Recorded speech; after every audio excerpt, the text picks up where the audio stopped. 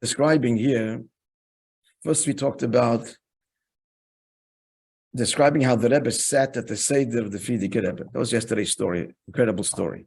Now, he's describing the first Pesach after the passing of the Frierdiker Rebbe. This is Tafshin 1950. So the Rebbe used to, the meals, the Yom Tov meals, would continue in the previous Rebbe's apartment, the second floor of 770, and continue till his Rebbetzin passed away, 1970. So the way it would work is the previous Rebbe's place at the head of the table remained as it was. The Rebbe sat to his left, the other son-in-law to the right, and so it was.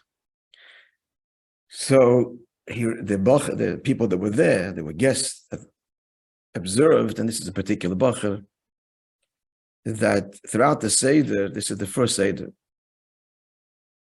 before the Rebbe did anything, the Seder is all of its, all of the steps, he would give a glance at the chair where the Frierdiker Rebbe was sitting, as if like he's here, and he doesn't start drinking or eating until he does.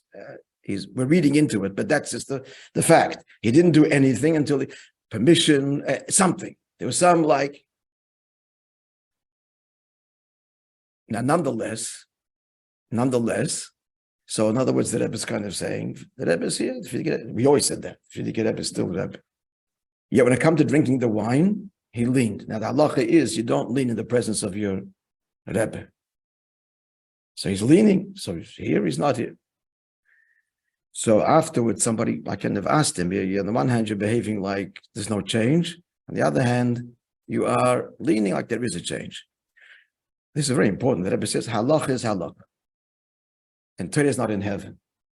Because there was a passing, there's a passing on a halachic level, and we behave.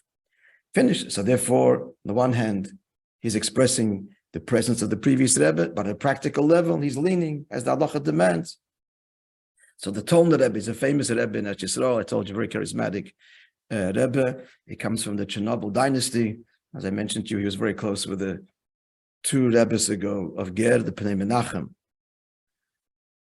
So he said, he commented on this story. This Talmud Rebbe, like he knows, he studied all the Rebbe Sichos and stuff. He's like, he's a Rebbe in his own right, but he was a Chassid of our Rebbe. You see him online. He speaks a good English also, I think. He was a very dynamic speaker. So his comment was like this.